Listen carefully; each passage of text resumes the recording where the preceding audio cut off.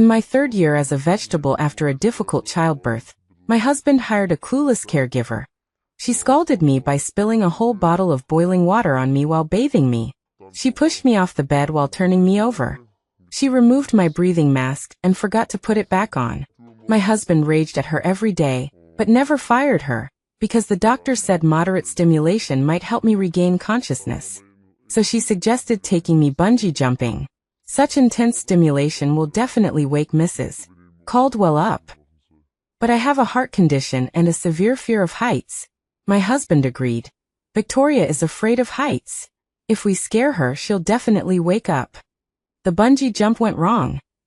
Daisy and I were suspended in midair, and only one could be saved. My husband roared, "Choose Daisy. Victoria is lucky and will be fine." Later, I hung him and Daisy together from a helicopter, forcing him to choose. "You and Daisy tell me, who do I pull up?"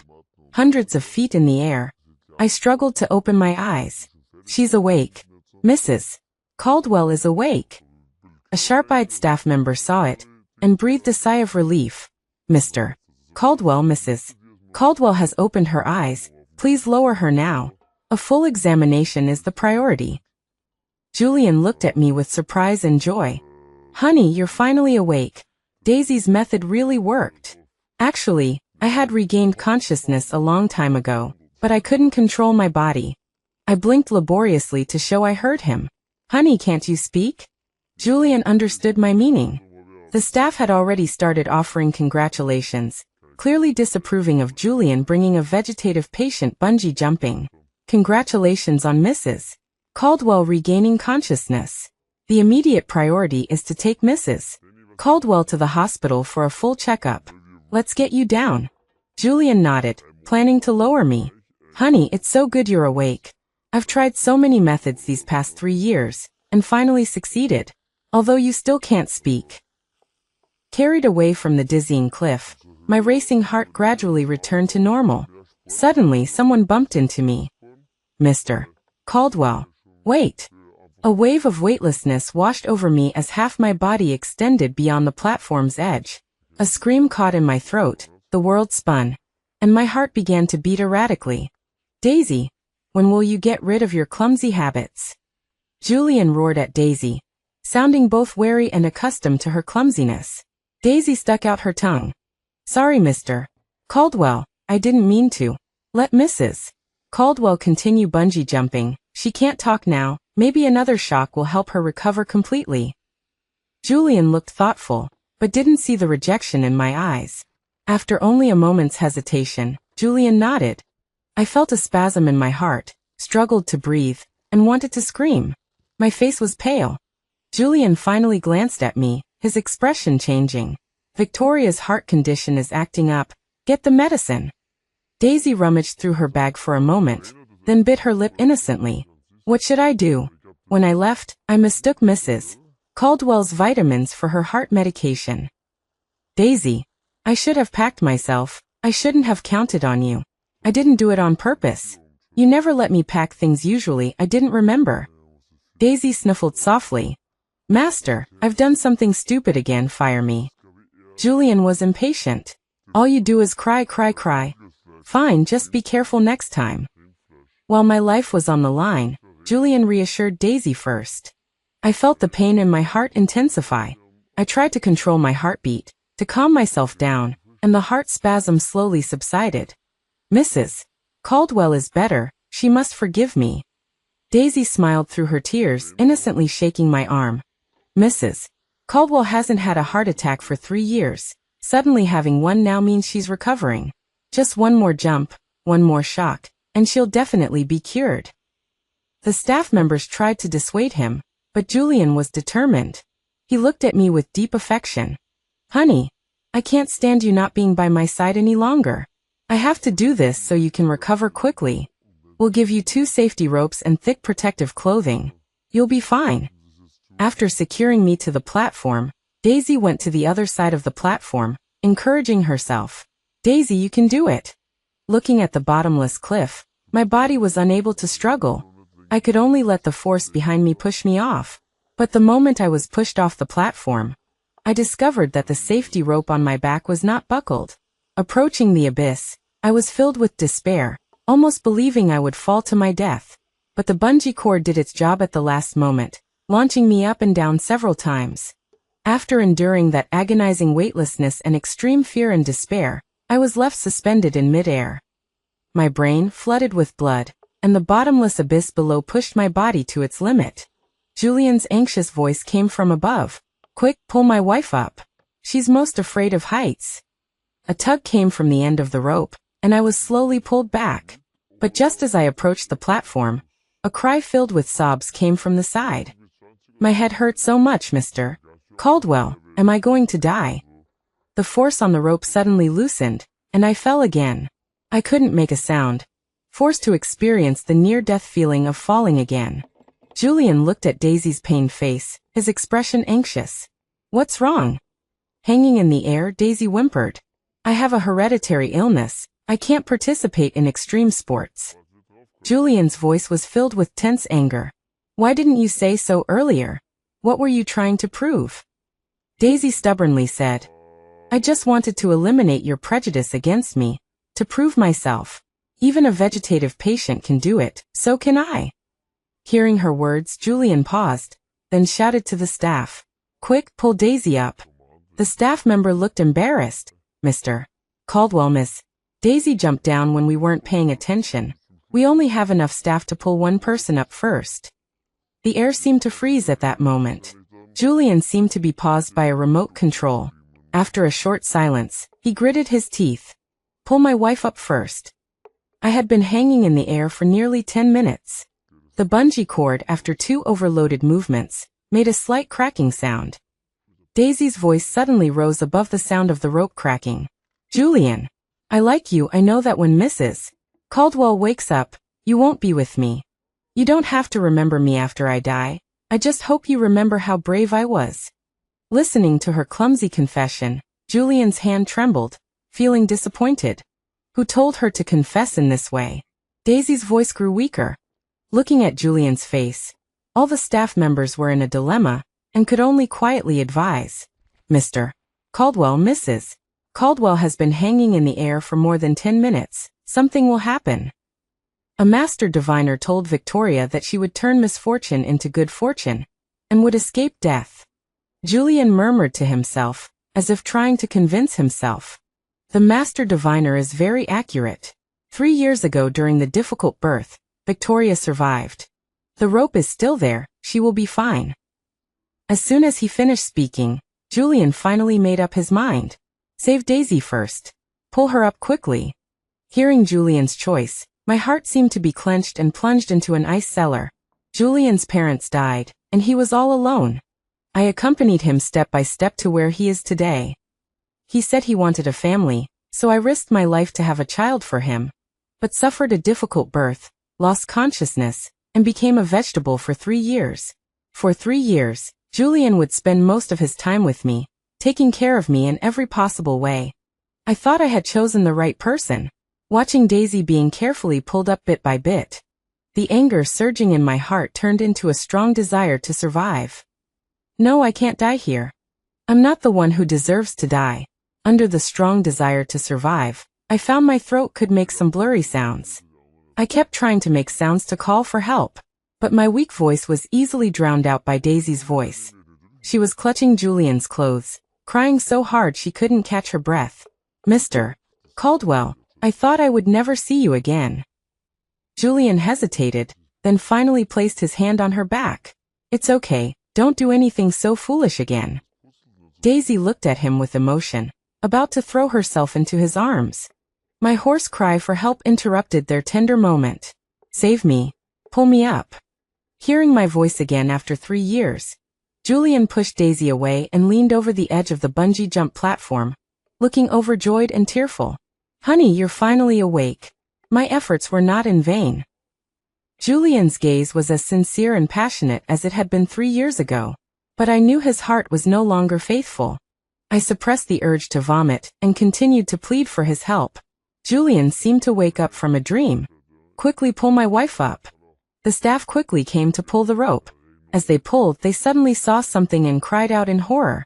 "The safety rope isn't fastened. The bungee cord is about to break." Julian flew into a rage and kicked the person who spoke to the ground. Are you trying to die, making such a basic mistake? The staff member pointed tremblingly at Daisy. Miss. Daisy took the initiative to put the equipment on Mrs. Caldwell before the bungee jump. Daisy bit her lip, looking helpless. Looking at Julian, she said tearfully, Mr. Caldwell, have I messed up again? The missus won't blame me, will she? You know, I always mess things up the first time I do them. Julian kicked the nearby tree stump hard, his anger suddenly extinguished. What did I teach you? When you make a mistake, you must fix it in time. Quickly call the rescue team. He incoherently comforted me. It's my fault, I shouldn't have entrusted this to her. Honey, don't be afraid. I'll find a way. I promise you won't be hurt. Julian subconsciously took the blame on himself, as if he had done it countless times. But my heart was already dead silent, without even a trace of heartache. Perhaps it was because I had experienced several ups and downs in a short period. My mind had instead calmed down at this point, and I began to draft a divorce agreement in my head. Also, how to make them pay the price. I tried to control my fingers. A signal transmitter was implanted on the inside of my arm. As long as I pressed it, my people would quickly find me based on the location device. This was the last trump card I had left for myself. The sound of the rope breaking was becoming more and more obvious, and Julian's forehead was bulging with veins. If anything happens to my wife, none of you will live. Why isn't the rescue team here yet? Julian suddenly stood up. Tie a rope around me. I'll go down and hold her to come up. The staff and Daisy instinctively tried to dissuade him. No, it's too dangerous. But Julian had already started tying the rope around himself. My wife is my life. If it's dangerous, I'll die with her.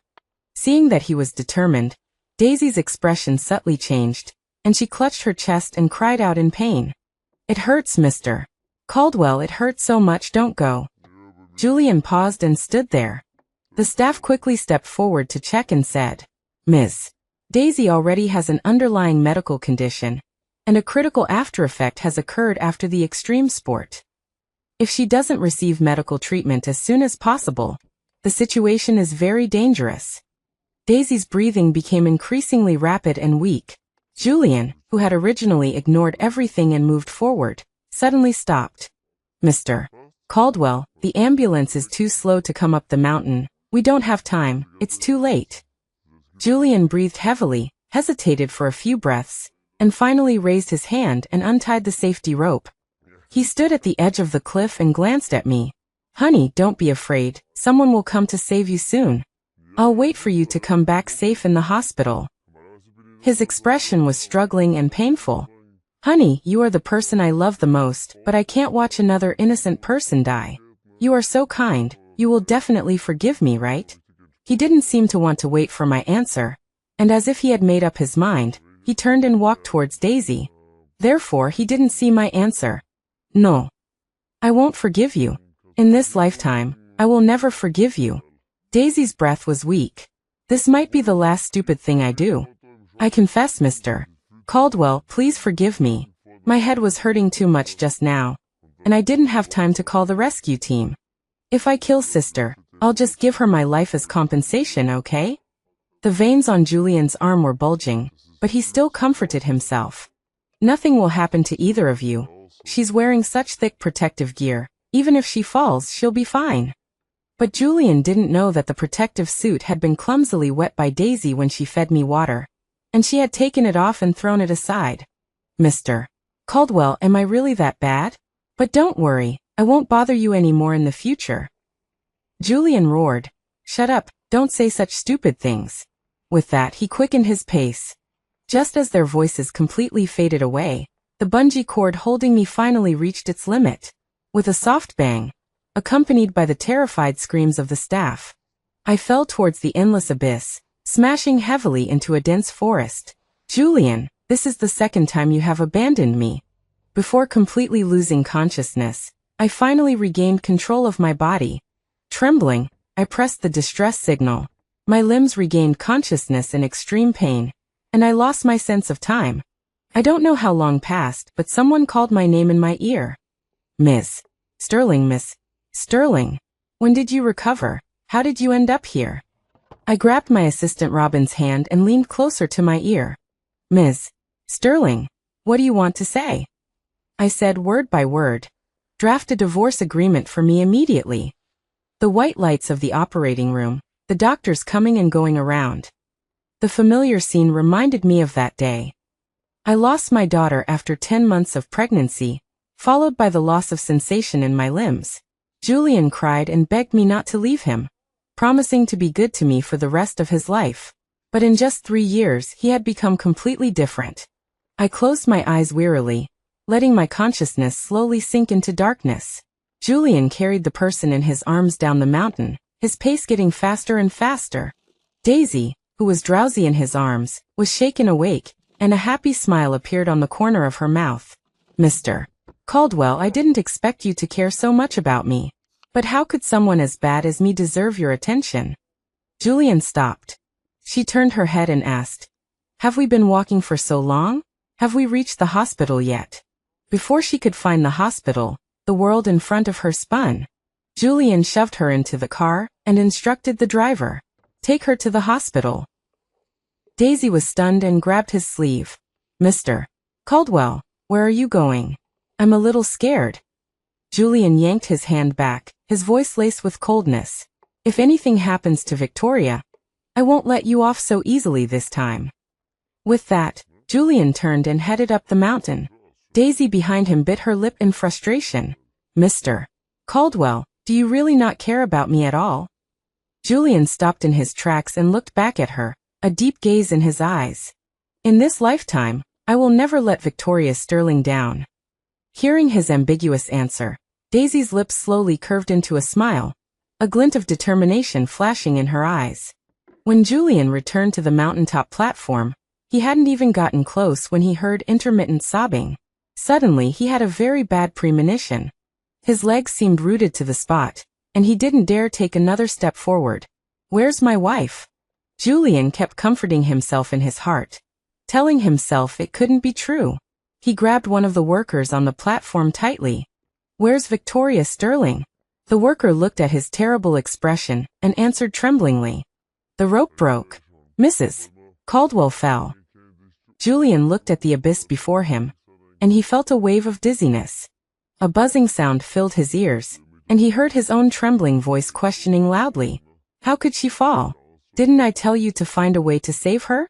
Did you just watch her fall? The worker's voice was filled with tears.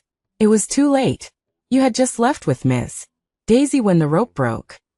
Julian staggered back 2 steps and finally collapsed to the ground. He remembered how afraid Victoria was of heights. When he proposed, he booked the entire amusement park and proposed at the highest point of the Ferris wheel. Victoria, with her usually aloof personality, cried for the first time in front of him because she was so scared. At that time, he vowed never to let Victoria cry again. Did Victoria cry when the rope broke? Did Victoria hate him? He suddenly didn't dare to think any further and grabbed the collar of the person next to him, roaring, Find her. Even if you have to turn this mountain upside down, you must find my wife. I regained consciousness a week later. I opened my eyes, moved my stiff limbs, and immediately called the doctor to arrange for rehabilitation. Robin helped me take difficult steps. Ms. Sterling, why are you so eager for rehabilitation? The doctor said you need to rest well now. I looked ahead and sneered. Of course, I need to go to the company. Otherwise, should I wait for my husband to send out my obituary and brazenly change Sterling Enterprise to Caldwell Enterprise? The dimly lit room was filled with smoke, and the phone rang incessantly. It was those old men from the company calling. After hanging up countless times, Julian finally couldn't take it anymore and answered. I said I'm not going to the company. My wife is dead. The company going bankrupt has nothing to do with me. But the secretary's clear voice came from the other end of the line. Victoria Sterling. Miss Sterling has come to the company and called a shareholders' meeting. The phone slammed to the ground. The despairing look on Julian's face turned into ecstatic joy. He didn't care about the shattered phone or the half-sentence the secretary hadn't finished saying. Miss Sterling has requested the suspension of all your duties. Julian grabbed his coat and rushed out. Daisy, who was cooking, saw that he was finally willing to leave his room, her expression brightening, but then she said aggrievedly, "Mr. Caldwell, I just cut my hand." But Julian stopped, ignoring her words, and instead ordered in an undeniable tone, "Leave my house immediately with all your belongings. Victoria will be back soon, and she'll be angry if she sees you." After saying that, he left impatiently, ignoring Daisy's suddenly pale face. Julian rushed into the conference room, disheveled and out of breath. He ignored the various gazes around him and just stared straight at me. "Wife, are you okay?" My gaze swept lightly across his face, revealing a hint of disgust, and then I put on a distant smile. "I'm afraid I've disappointed Mr. Caldwell. I'm perfectly fine." Julian's eyes flickered, and he took a step forward, about to say something more. Robin stepped in front of me without a word. "Mr. Caldwell, the meeting is about to begin. It wouldn't be appropriate to delay everyone's time, would it?" Only then did Julian sit down in his seat, dazed.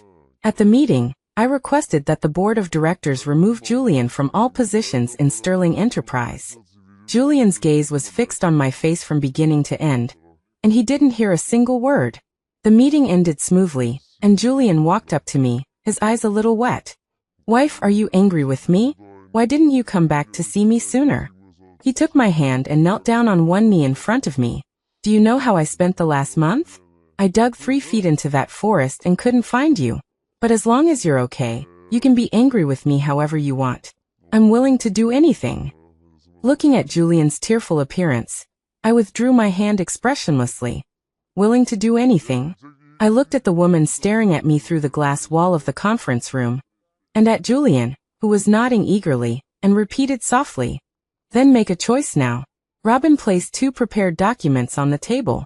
Divorce, or take the stand and send her to prison. Seeing the divorce agreement, Julian's face paled, and he subconsciously shook his head. "No divorce, wife, I don't want a divorce."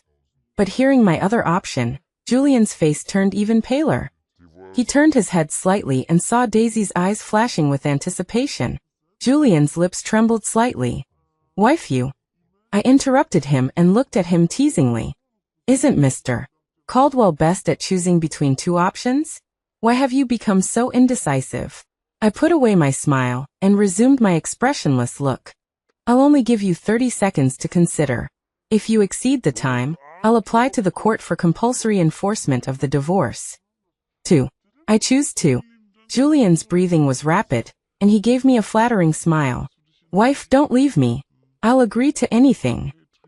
I turned to look at Daisy, whose face was pale, outside the glass wall, and smiled softly. "You've heard the answer. Then Miss Daisy, wait to receive a summons from the court." Behind me came Daisy's collapsing questioning. "Mr. Caldwell, I didn't do anything. It was just an accident. You can't let me go to prison." Julian followed behind me, avoiding Daisy's attempt to pounce on him, and remained silent. Robin led the security guards to drag her away, saying politely, "Ms. Daisy, save those words for Ms. Sterling's lawyer."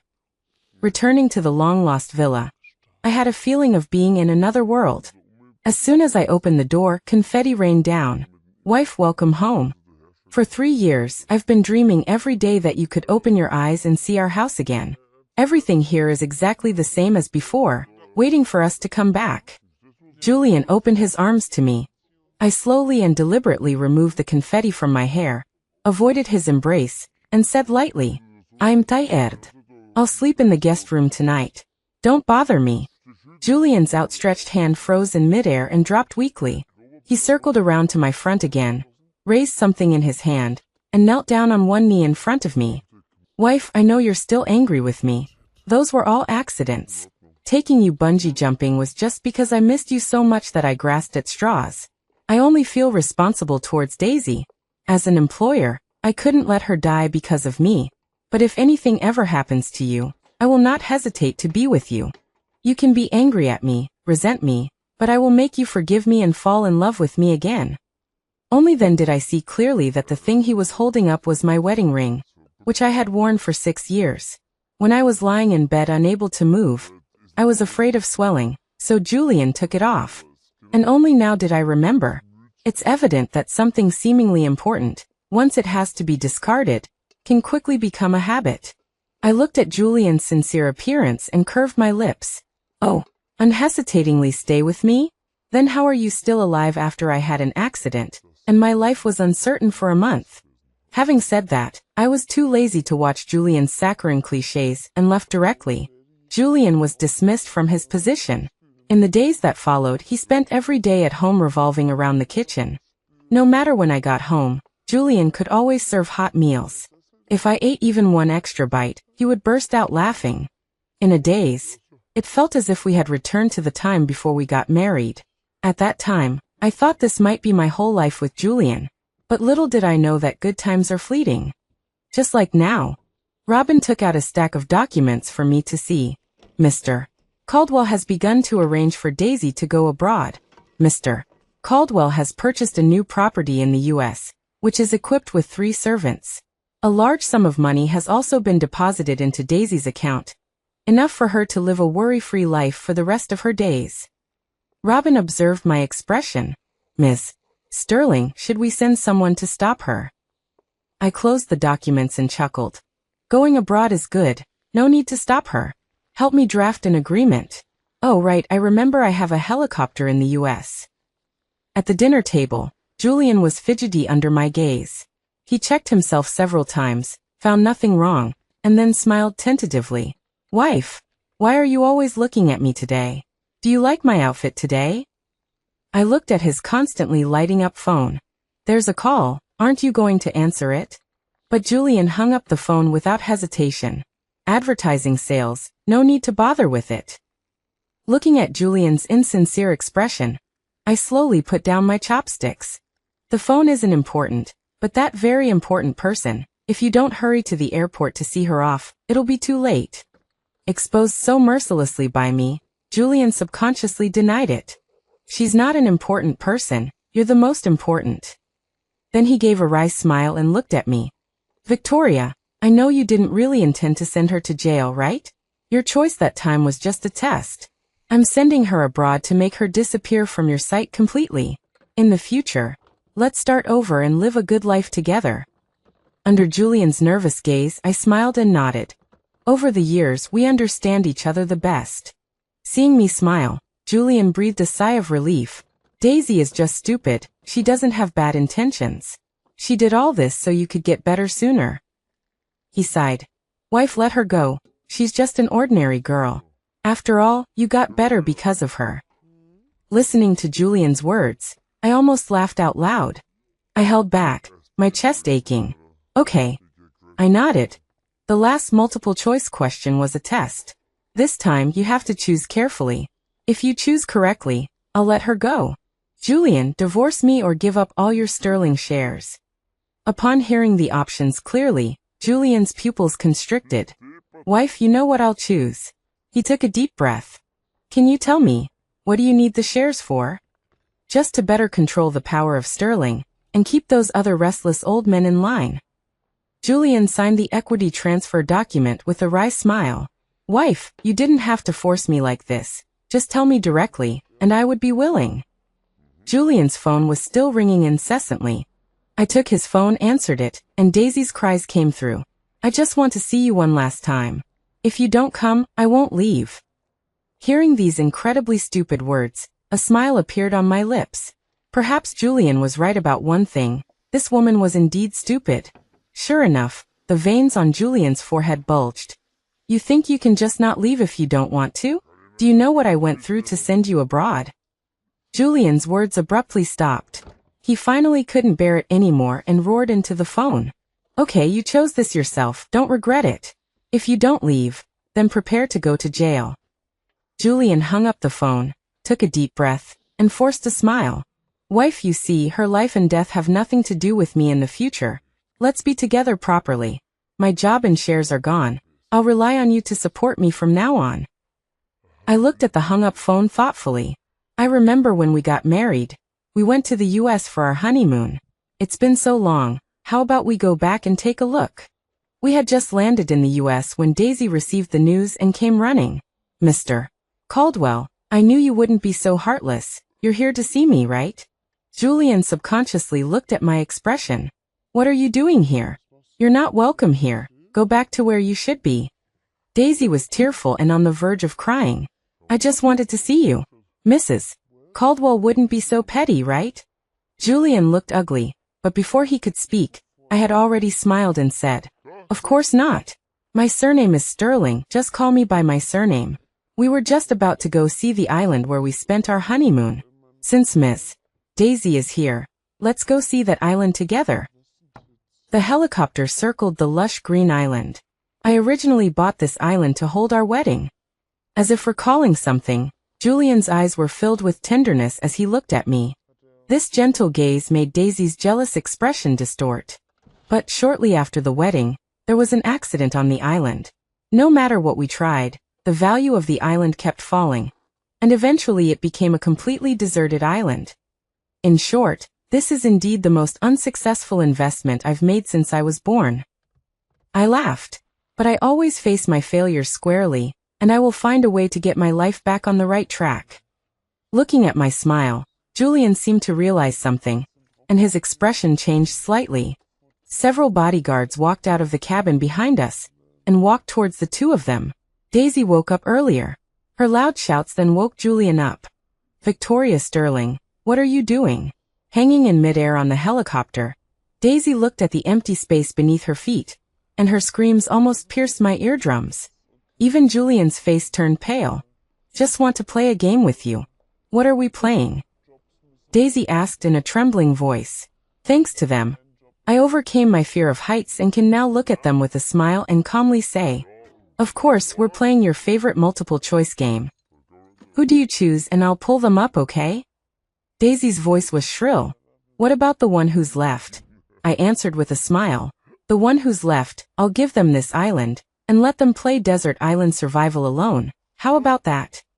As soon as I finished speaking, Daisy fell silent. Daisy, you and Julian, who do you choose? After a brief silence, Daisy's voice changed its tone. I choose myself, pull me up. After choosing, she looked at Julian with tears streaming down her face. Mr. Caldwell, I'm sorry I was too scared. I know you're her husband.